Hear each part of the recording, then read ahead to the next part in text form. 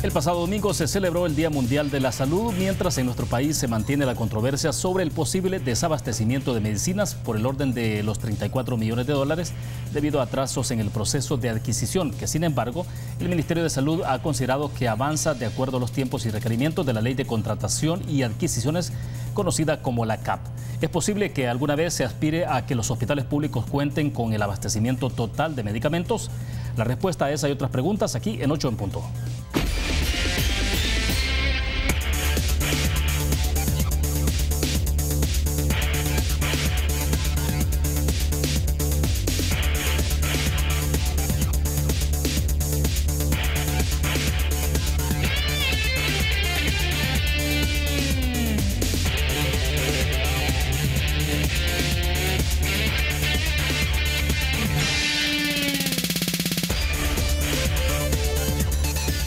Buenas noches, bienvenidos a 8 en punto. Gracias por estar con nosotros e iniciar la semana en este lunes. Hoy conversaremos sobre el abastecimiento de medicinas en los hospitales públicos en nuestro país, del estado de los hospitales públicos en general. Queremos agradecer esta noche que nos acompañan en nuestros estudios el doctor Milton Brizuela. Él es presidente del Colegio Médico en nuestro país. Milton, bienvenido. Buenas noches, un gusto que nos acompañe. Muchas gracias. Gracias, William. Un placer acompañar. Excelente. También está con nosotros el doctor Carlos Ramos Hines. Él es integrante de la Junta de Vigilancia de la Profesión Médica. Carlos, bienvenido. Buenas noches. Buenas noches, William. Gracias por la invitación. Excelente. Bueno, vamos a iniciar entonces. A ver, la semana pasada estábamos viendo un poco la controversia, ¿no? El señalamiento que habían en términos de situación de desabastecimiento en los hospitales públicos y vamos a mostrarles más adelante un poco la argumentación también del Ministerio de Salud, que lo tenemos ahí en comunicado. Pero Milton, un poco entender qué es lo que ocurrió entonces, o qué es lo que ha ocurrido, o si lo que estamos presenciando, digamos, con esta situación sobre el tema de desabastecimiento en los hospitales tiene que ver con una situación recurrente, crónica o qué. Bueno, la gestión del partido de gobierno se ha caracterizado en sus dos gobiernos por tener desabastecidos de medicamentos, de insumos médicos, la mayoría de hospitales de la red pública y casi todos los establecimientos de salud. Nosotros lo hemos denunciado permanentemente. Desgraciadamente no hemos obtenido datos oficiales, ya que en los dos gobiernos la información del abastecimiento en los almacenes y en los almacenes de cada hospital pues está restringida, porque lo pusieron como información reservada en base a la Ley de Acceso a Información. Nosotros creo que ya con un gobierno que va de salida, en el cual esperaríamos que esto no estuviera haciéndose a propósito para dejar desabastecido el sistema, como hemos escuchado rumores y como lo hemos denunciado. Ahora, estamos iniciando justamente el segundo trimestre del año. Sí. O sea, ya pasaron prácticamente los primeros 3 meses. En teoría, para este año deberíamos de estar abastecidos, porque las compras y el proceso se realiza desde el año anterior. Ahora, no sé si me equivoqué, pero uno pensaría que el digamos, enero podría ser un poco crítico, o sin embargo no ocurre. Es decir, bueno, no necesariamente, porque uno piensa, perdón, en términos de cómo se aplica la ley en el país, la CAP, por ejemplo, es un poco de previsión. Sí, bueno, tradicionalmente nosotros, Carlos y yo, tenemos quizás un poco más de 20 años de trabajar con el sistema público. Él ya ahora ya no lo hace, pero trabajó más de 20 años en hospitales nacionales, y pues nosotros tradicionalmente desde los gobiernos anteriores veíamos que enero, febrero, marzo, como entraban las compras que se habían hecho a través de la ley de la CAP del año anterior, pues esos periodos eran un periodo en que nosotros pasábamos sin problemas de abastecimiento. Generalmente los problemas empezaban en el mes de agosto, septiembre, octubre. Por eso decía, con los dos gobiernos del FMLN, esto ya no nos pasa en periodos determinados, lo que nos pasa todo el año. O sea, ¿se volvió recurrente en los últimos 10 años? Sí, sí. Algunas veces, digamos, han logrado abastecer en algún porcentaje el sistema, pero desgraciadamente ha sido la regla que nos encontramos frecuentemente desabastecidos, y muchas veces de medicamentos que son medicamentos críticos, pues. Por ejemplo, el tema de las insulinas, por ejemplo, el tema de antihipertensivos, que muchas veces ellos dicen tenemos antihipertensivos, pero tienen de una clase de antihipertensivos, y los pacientes no todos padecen la causa de la hipertensión arterial que tienen, es la misma. Por eso el médico, el especialista evalúa qué tipo de causa es de la hipertensión que él padece, y en base a eso es el medicamento que se le da. Entonces ese es el problema que hemos mantenido crónicamente. Nosotros sí quisiéramos tener información y que esa información estuviera, digamos, de acceso fácil, para que pudiéramos hasta gestionar, pues. O sea, nosotros como gremial siempre hemos estado con la disposición de trabajar con los gobiernos de turno, porque el fin primordial del médico es el enfermo, ¿verdad? No tenemos por qué necesariamente estar confrontando permanentemente.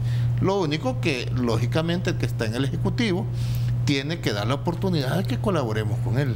Ese es el llamado al gobierno electo, ¿verdad? Sí, de hecho, vamos a hablar más adelante con más detalles sobre cómo está. Bueno, ya vamos a ir avanzando en una conversación, Milton, para hablar obviamente del estado de la salud en el país y cómo entonces va a encontrar la salud pública el presidente Nayib Bukele cuando asuma el 1 de junio, pero lo veremos un poquito más adelante. Ahora, creo que es importante, Carlos, entonces, solo estás entonces en la Junta de Vigilancia de la Profesión Médica, ¿no? Sí. Ya no más en el sindicato. Ya no en el Hospital de Sacamil. En el Hospital Sacamil. Trabajé en el Sistema Público de Salud 24 años. Y en esos 24 años, como dice Milton, vimos pues cómo se desarrollaba todas las acciones o todas las gestiones en el tema de salud, en el tema de abastecimientos. Normalmente, o como debería de ocurrir las cosas, es que en el mes de junio o julio, cada uno de los hospitales hace una lista de todos los medicamentos basados en sus consumos históricos y también en sus proyecciones de crecimiento para el año entrante. O sea, eso permite establecer una media, digamos. Más o menos una idea de qué es lo que se va a gastar en el año. Sí. Entonces, junio, julio, esto se le remite al Ministerio de Salud en agosto, septiembre, para que en octubre se hacen las licitaciones, las empresas participan y en finales de noviembre ya se decide quiénes son los proveedores, se cierran los contratos, se hacen los negocios. Entonces, a lo largo de enero y las primeras semanas de febrero, digamos, ya entran todas las compras para el año. Este gobierno y el anterior se caracterizaron por tener un desorden en ese proceso, porque llegaba el mes, como actualmente está pasando, el mes de febrero, marzo, abril, y ni siquiera habían terminado con el proceso de licitación. Entonces, claro, si a estas alturas del año, que son las compras 2019, ni siquiera han terminado la licitación, entonces se espera que la compra venga a ser ya en el último trimestre del año, las compras para el año. Entonces, este gobierno se ha caracterizado por dos cosas, y me refiero principalmente al Ministerio de Salud. Uno es a la improvisación, porque se ha visto una ausencia total de cualquier tipo de planeación o de estrategia. O sea, ellos se han dedicado a tapar fuegos, a cerrar hoyos, pero todo completamente improvisado. Y lo otro es el discurso ambiguo, porque son los reyes del discurso ambiguo. Recuerdo perfectamente una vez que hicimos la denuncia pública que en el Hospital de Sacamil no habían analgésicos para el posoperatorio de los pacientes, y a las 3 de la tarde hicieron una junta de emergencia y salieron corriendo a comprar una caja de analgésico endovenoso, para que más tarde salieron dando declaraciones de que en el hospital existían analgésicos. Eso fue el año pasado, ¿no? Eso fue el año antepasado, si no me equivoco. Pero claro, o sea, decir existen analgésicos en el hospital y lo que están denunciando es mentira, pues tenían razón, pues, porque sí existían, pero era una caja que iba a durar menos de 3 días con el ritmo de consumo de la sala de operaciones. Entonces, frecuentemente pues nos encontramos nosotros con este tema de que no había medicamentos analgésicos, antihipertensivos, insulinas, hipoglicemiantes orales, antibióticos en las salas de operaciones, suturas, drenos, sondas. Entonces es bien difícil. Yo varias veces lo repetí, que prácticamente los médicos en el sistema público de salud nos hacen trabajar casi que con las uñas en las puntas de los dedos y nada más, pues entonces los pacientes merecen algo mejor. Bien, nos vamos a quedar en el punto. Cuando regresemos tenemos el comunicado que emitió justamente el 5 de abril, la semana pasada, el Ministerio de Salud. Vamos a leer algunos párrafos ahí porque hacen justamente algunas consideraciones respecto de este tema. Vamos a la pausa, volvemos. Banco Promérica cuenta con la garantía de rapidez en todas sus cajas, donde te atienden en 20 minutos o menos. Continuamos en 8 en punto conversando sobre la situación de la salud pública en nuestro país, la situación de abastecimiento en los hospitales.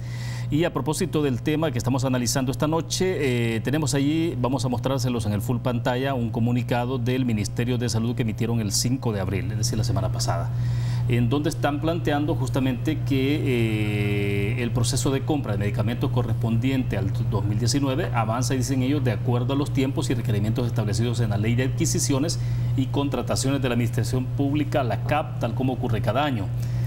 Este proceso de la compra conjunta de medicamentos por 34 millones de dólares, además de las compras locales que cada hospital realiza para garantizar el abastecimiento de medicamentos, dice, en los establecimientos de salud, mientras se reciben los medicamentos de la compra conjunta que ingresan de manera gradual a los establecimientos en el transcurso del año. Aquí están hablando también en el tercer párrafo, por ejemplo, de que no dejarse sorprender por comentarios malintencionados que buscan desprestigiar al sistema público de la salud. Señalan de que están comprometidos a seguir trabajando por garantizar el adecuado funcionamiento de los establecimientos de salud. Y en el último párrafo entonces cierran señalando de que el gobierno ha manifestado categóricamente que están trabajando en un proceso de transición ordenado, transparente y con toda la disposición de trasladar la información y los mecanismos que faciliten al nuevo gobierno su trabajo en beneficio de la población. Milton, entonces, ¿cómo entender lo que señalan en este comunicado? Bueno, personalmente quisiera que eso fuera cierto, ¿verdad? O sea, que nosotros, cuando somos críticos, el objetivo principal es hacer el llamado a que cumplan con las funciones que se les ha delegado por la población hasta el hasta el 30, no sé si mayo es de 30 o de 31. Hasta el 31 de mayo. Esperamos que cumplan, pues. Si no lo han hecho eficientemente, porque nosotros sí estamos claros de que han cometido muchos errores que dejan una brecha muy grande de un sistema de salud que sea eficiente y que resuelva los problemas de la población, pero por lo menos que terminen hasta esa fecha y que en forma transparente entreguen el ministerio.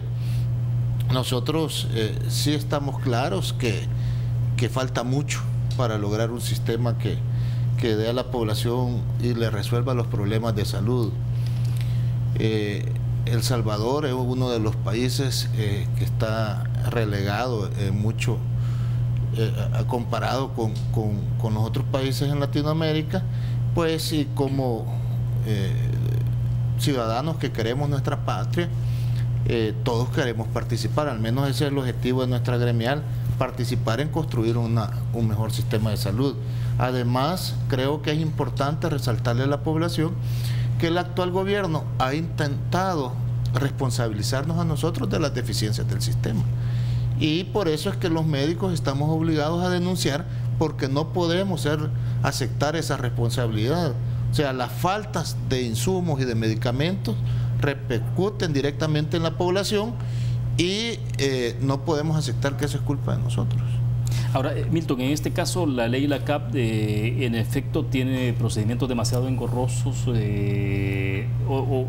es posible, digamos, haciendo una buena planificación, sortear esas posibles, porque siempre el tema de la burocracia, ¿no? Hasta qué punto la parte burocrática evita la posibilidad de que entonces se pueda tener las compras de lotes de medicamentos en un momento oportuno. Bueno, la ley tiene un objetivo, que el objetivo es evitar la corrupción. ¿verdad?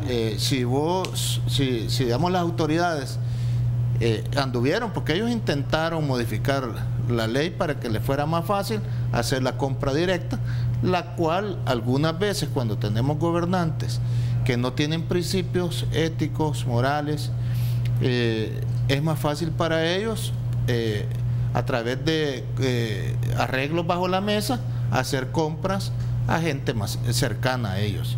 Entonces el objetivo de la ley es ese. Nosotros estamos claros que debe de ser un proceso transparente para la compra de medicamentos, porque es un problema que se da en todo el mundo. El conflicto de intereses que puede existir por inversiones grandes, en este caso el Ministerio de Salud invierte 34 millones al año, según lo que ellos han dicho. Nosotros creemos que esa inversión es insuficiente. Nosotros estamos convencidos de que recursos económicos han existido, lo que pasa es que no se han manejado en forma adecuada y se podría priorizar y que se gastara más en la compra de medicamentos. O sea, nosotros estamos claros que dinero hay, ¿verdad? Dinero ha existido en las arcas del Estado suficiente como para hacer compras que alcancen para la mayoría de los pacientes. ¿Y entonces qué es? ¿Un problema de ejecución presupuestaria? Es un problema de incapacidad principalmente y esperemos que no sea por otro tipo de intereses. Yo creo que tenemos la ventaja en este país que en este momento va a haber una alternancia en el poder. Llega un gobierno el cual no ha participado antes, que esperamos que revise cómo se han hecho los procesos y que si ha existido indicios de corrupción o malos manejos o algo que vaya en contra de la ley, pues lo denuncie para que quede el precedente de que eso no vuelva a suceder. Pues si el tema de salud, el tema de medicamentos, el tema de insumos médicos generalmente repercute en complicaciones a los pacientes o en la muerte de los pacientes. Nosotros creemos que este tipo de corrupción, cuando tiene que ver con temas de salud, deberían de ser delitos que no prescribieran, o sea, delitos de lesa humanidad, porque estamos poniendo en juego la vida de seres humanos. Ya. Bueno, tenemos una participación, la vamos a mostrar en este momento a través del Facebook. Ever Munguía dice: ¿qué tan cierto es que en el Hospital de San Vicente ya había sistema para realizar diálisis, pero que no se hizo uso del mismo y por lo tanto mandaron a los pacientes, desde luego dice él, a Zacatecoluca, y hoy los pacientes van de San Vicente y los de San Vicente los siguen enviando al Hospital Rosales? ¿Saben algo ustedes de esto, Carlos? Honestamente no, pero lo que ha pasado a lo largo de los años es que los hospitales periféricos o las unidades de salud carecen de capacidad de respuesta, ya sea por falta de recursos o por falta de personal. Entonces eso obliga a que los pacientes tengan que venir aquí a San Salvador a buscar la solución de sus problemas.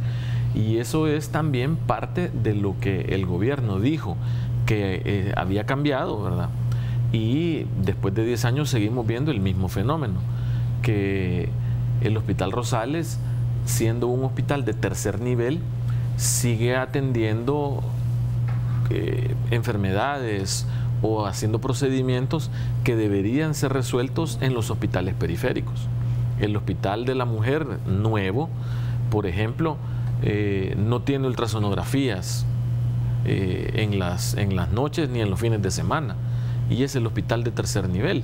O sea, hay todavía un montón de cosas que no deberían estar pasando.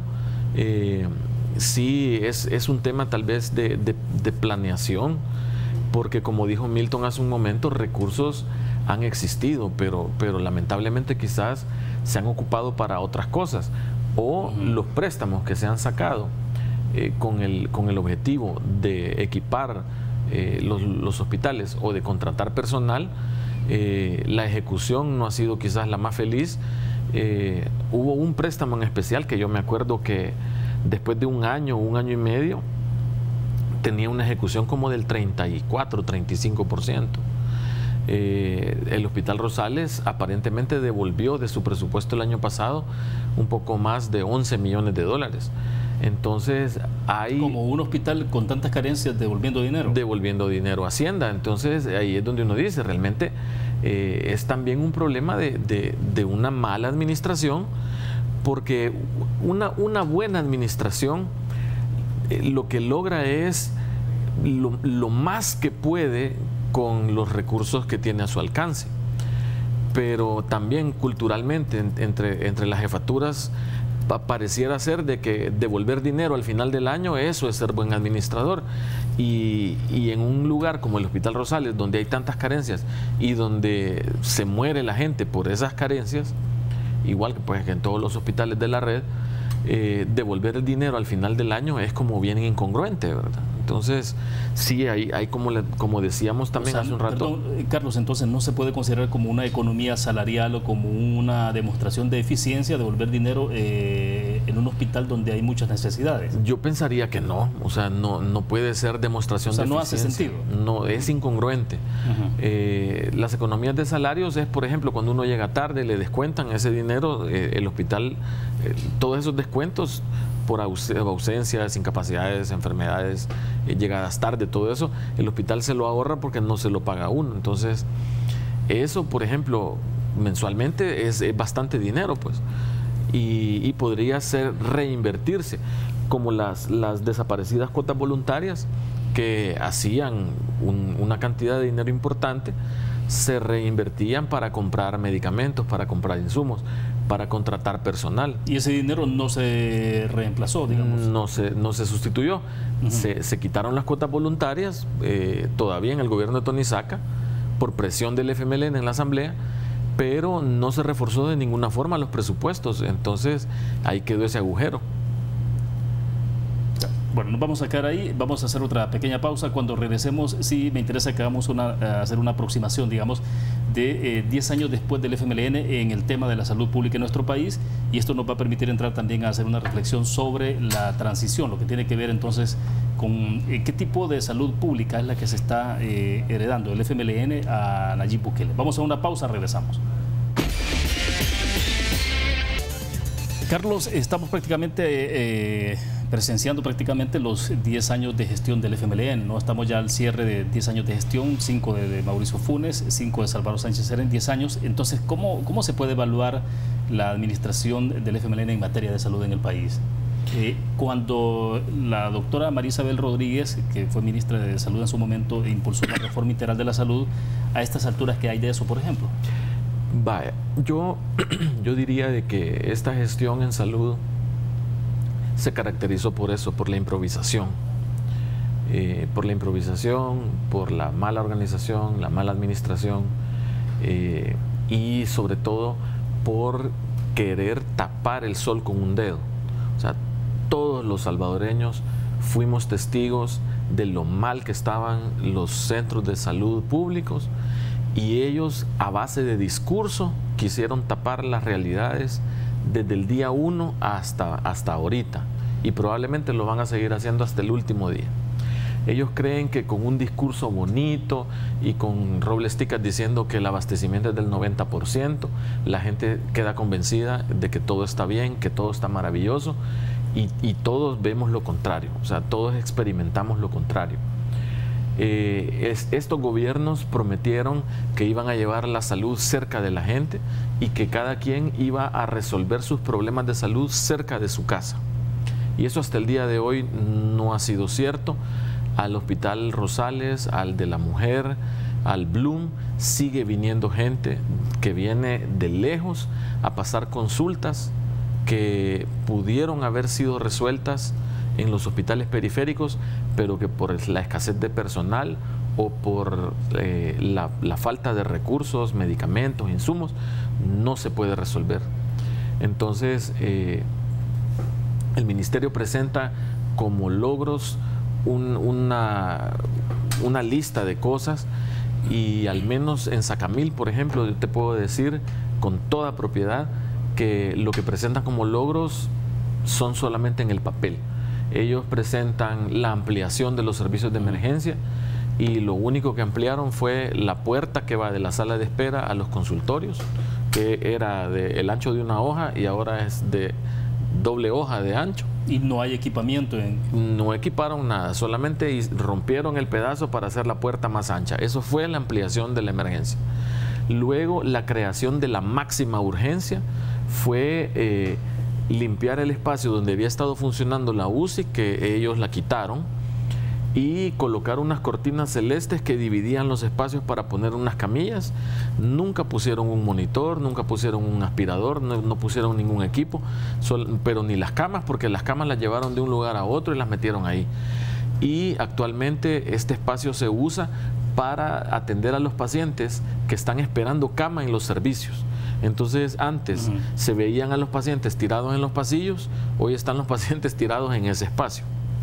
La tomografía computarizada, que lo presentan también como logro, nunca funcionó, no sirve, no hay un técnico que la funcione, no hay un radiólogo que interprete los exámenes. Los pacientes pasan meses esperando una tomografía y cuando por fin se la toman, la técnica, porque el aparato no permite una mejor, o sea, las tomografías son como rebanadas que se sacan no sé si ya lo has visto, que es una placa donde vienen varias como rebanaditas. Sí. Entonces los aparatos más nuevos, cada una de esas rebanaditas te las hace de 2-3 milímetros de ancho. Entonces el radiólogo puede evaluar con más precisión, aparte de la calidad de la imagen, ¿verdad? La tomografía en Sacamil saca unas rodajas que son tan anchas porque la tecnología de ese aparato no da para más, y con una resolución tan mala que en el hospital no hay un radiólogo que las lea, y los radiólogos afuera no se hacen cargo de leerlas porque las imágenes son de pésima calidad. O sea, se puede hacer una lectura equivocada. Entonces puede prestarse a una lectura equivocada y ningún radiólogo va a cargar con esa responsabilidad de dar un mal diagnóstico porque la herramienta diagnóstica es de pésima calidad. Y esas son las realidades que nosotros vivimos en el sistema público. Claro, como gobierno, con un interés político, dicen todo lo contrario. Pues aquí prácticamente dicen que su legado es un sistema de salud maravilloso, pues integral, integrado y donde hay abastecimiento del 90%.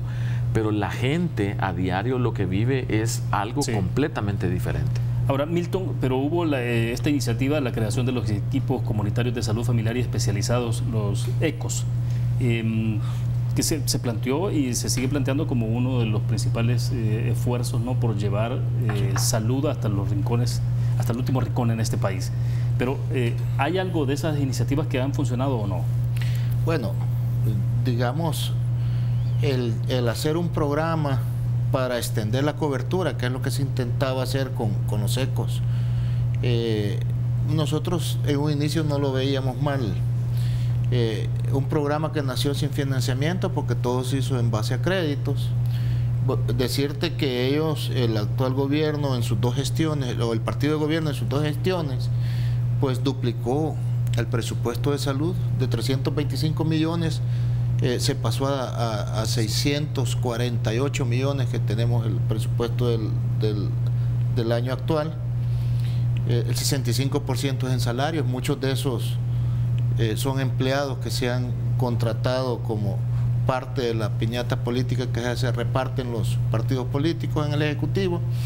Nosotros estamos claros que el personal operativo que se ha contratado, el que da atención directa a la población, no es suficiente.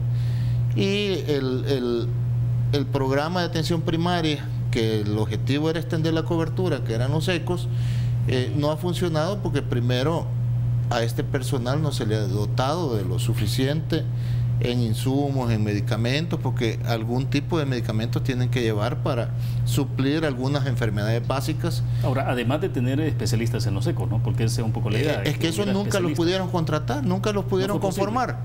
Porque, y nosotros se los dijimos a las autoridades. ¿Por qué no fue posible? En todo el mundo, un especialista que lo vayan a llevar a la provincia, lo remuneran diferente, le pagan más. Y eso sucede en todos los países del mundo. Aquí no lo hicieron así y no le funcionó. Primero. Segundo, el tema de la violencia social que vive nuestro país.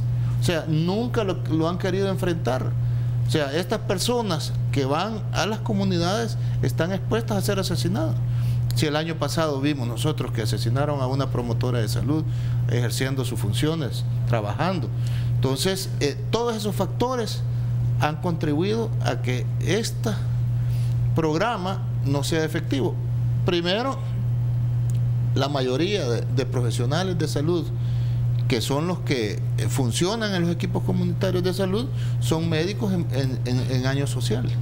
O sea, son médicos que están en el proceso para graduarse como profesionales. Ahora, pero entonces, Milton, ¿era previsible que eso ocurriera? Era previsible porque un médico que está en su proceso de graduación, de formación, llega y no tiene toda la capacidad para hacer una detección temprana de una enfermedad, saber a dónde va a referir el paciente, cómo lo va a referir, quién lo va a atender allá y cómo le va a regresar el paciente y darle el seguimiento. O sea, el sistema ha fracasado por eso. Nunca se conformaron las redes de servicios que deberían de conformarse, y lo que dice en el papel, el proyecto que llevaba el FMLN, en el papel está bien escrito. De hecho, el llamado que el Colegio Médico le hace al gobierno electo es que la ruta no hay que cambiarla. O sea, la ruta está bien clara, con algunas modificaciones, pero la ruta está clara. Tenemos que conformar verdaderas redes de servicio. Lo que pasa es que la tenemos que hacer de forma eficiente. El profesional de la salud tiene que participar. El gobierno del FMLN, su eslogan decía: la reforma va porque va. O sea que a nosotros no nos participó ni cómo la iba a desarrollar. No hizo que el profesional de la salud, ni el gremio médico, ni los profesionales de enfermería, de anestesia, que ningún profesional no lo hizo como que era la reforma de todos nosotros. Y eso fue el error más grave que ha tenido. En ningún país del mundo una reforma de salud funciona si los profesionales de la salud no la acompañan y no la toman como propia. Y ese es el llamado que hacemos al gobierno electo.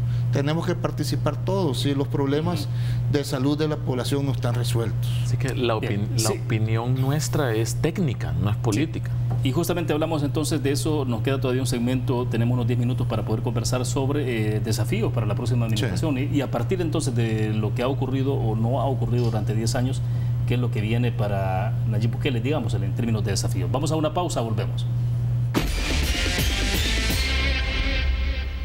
Bien, estamos al cierre de 8 en punto. Carlos, entonces, ¿qué es lo que se plantea en términos de retos para el próximo gobierno? Y a partir de lo que hemos conversado, entonces, uno pensaría que obviamente hay muchísimos retos que tendrá en sus manos la administración Bukele. Sí, definitivamente la administración Bukele está heredando un sistema de salud público que está gravemente lesionado. Gravemente lesionado. Honestamente lo tienen bien cuesta arriba. Tal vez no es imposible.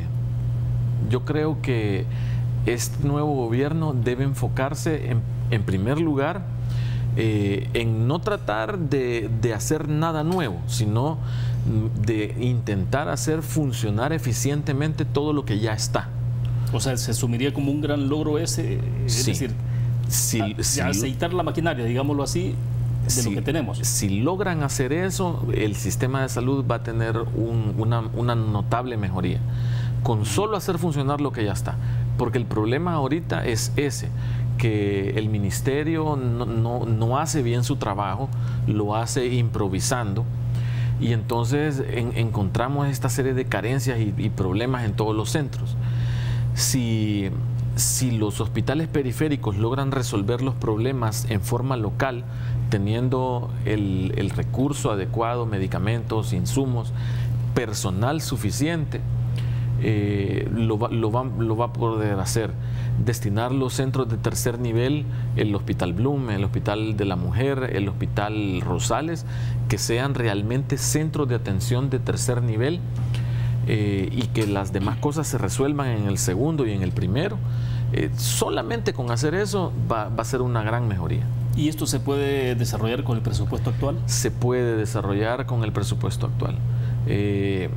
Lo que pasa es que hay que revisar todas estas plazas que este gobierno contrató, porque todos estos mandos medios y gente administrativa fue contratada e inmediatamente después del contrato se toparon los salarios a lo máximo que daba el escalafón. Entonces, como dijo Milton, el 60 y pico, el 70% del presupuesto se ve en salarios, pero mucho se consume en toda esa gente administrativa que está ganando salarios de 7.000, 8.000 dólares, directores de hospital que ganan 10.000 dólares. Entonces hay que revisar todo eso y quitando un poquito de todo eso innecesario, creo que se puede lograr algo. De acuerdo. Milton, entonces, ¿cuál sería la valoración en términos de lo que ustedes han analizado de Colegio Médico? Bueno, nosotros en enero presentamos una propuesta a los candidatos en su momento. Se le hicimos llegar al presidente electo antes de que fuera elegido, en la cual pues los ejes, digamos las líneas grandes son, el sistema tiene que ser basado en atención primaria, una atención primaria efectiva, conformar verdaderas redes de servicios, que los pacientes, la puerta de entrada siempre sea el primer nivel de atención, significa equipos comunitarios de salud, unidades de salud. Esa debería ser la puerta de entrada del sistema y ahí se debería resolver el 80% de las enfermedades. Solo un 15% debería ser referido al segundo nivel, que son los hospitales municipales, departamentales, y solo un 5% debería llegar a los hospitales especializados. Ahora, pero ¿y se puede conservar la figura de los ECOs? Yo digo que sí. O sea, es que los programas de atención primaria son buenos si los ejecuta de forma adecuada. Primero hay que evaluar, y nosotros siempre lo hemos dicho, no existe un estudio de costo-efectividad de este programa de gobierno o de esta política pública que se ejecutó, porque las autoridades, como ellos lo vendieron como que era lo que había resuelto el sistema de salud, nunca aceptaron hacer un estudio sobre qué tan efectivo había sido este programa. Ahora, ¿pero qué pasó entonces con la reforma integral de la salud durante los primeros 5 años del FMLN? Bueno, se vio un gran impulso porque se gastaron un poco más de 700 millones de dólares en la implementación. Se hicieron muchos gastos innecesarios, creemos nosotros. Bueno, habría que analizar, por ejemplo, la inversión que han hecho en el Instituto de la Salud, donde tenemos entendido que un porcentaje sustancial de las personas que trabajan ahí son de origen cubano. O sea, que habría que ver cuál era el objetivo, si era un objetivo eminentemente técnico para resolver los problemas de salud o era un objetivo político, partidario el que tenía. ¿Todavía están los cubanos ahí? Entiendo que sí. Me imagino que ya han de estar viendo cómo hacen o qué se van, para dónde se van a ir, a qué otros países van a ir, como le sucedió, por ejemplo, en Brasil, ¿verdad? Entonces, hay que hacer una revisión. Nosotros en el planteamiento lo que decimos, mientras se hace efectivo lo que ya tenemos, hay que revisar todo lo que se ha hecho y ver qué ha funcionado y qué no. Con el tema de los equipos comunitarios de salud, de los ECOs, recordarle a la población y a los colegas médicos que en el 2013 vinieron unos técnicos de la Universidad de Harvard, traídos por FUSADES, a hacer un estudio sobre esa política pública, un estudio de costo-efectividad. Y ellos lo que declararon, que no podían, digamos, hablar mucho al respecto, porque desgraciadamente los datos que les había dado las fuentes primarias no eran confiables. O sea, casi todo el análisis lo hicieron en base a fuentes secundarias de información. O sea, pero entonces es imposible tener un diagnóstico correcto. En este momento no. O sea, el gobierno electo, a partir del 1 de junio, tendría que hacer un análisis. Por eso nosotros hacemos el llamado a que por lo menos en los temas tan sensibles como el tema de la cartera de salud, se debería de nombrar ya las personas que se van a encargar de la transición. Es que eso te iba a decir yo, que al menos desde mi punto de vista, el presidente electo ya no debería estar esperando. O sea, él desde ya tendría que haber pedido una auditoría y hacer que el designado por él para ser ministro de Salud se sentara desde ya con las autoridades actuales y que empiece a recibir el desastre en el que está ahorita el sistema público, para que antes de tomar el 1 de junio las riendas de esto, ya se haya adelantado al menos en las cosas más graves, pues creería yo que Ahora, para todos los gobiernos siempre hay un periodo de aprendizaje. No hay chance para eso. No debería de haber, al menos como dice Milton, en los temas más álgidos, que creería yo que son salud, educación y seguridad.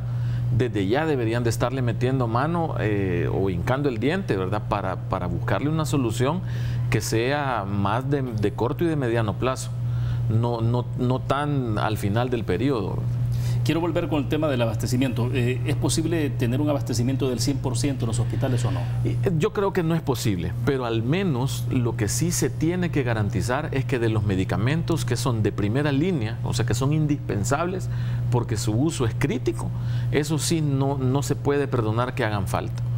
Ya un medicamento súper especializado para la atención de un tipo específico de un cáncer, una cosa súper especializada, eso podría faltar, o medicamentos que son caros, por ejemplo, medicamentos que cuestan $1.500 la dosis y se necesitan 3 dosis diarias por 15 días. Entonces, eso uno entendería que hagan falta, pero no es posible que no haya insulina o que no haya un antibiótico de primera línea. Eso es lo que no debe faltar. Y insumos básicos, solo en el Rosales, para hacerles procedimientos, algunos pacientes les estaban pidiendo que fueran a comprar los electrodos, que es lo que le ponen para conectar a los monitores. Eso no tenían.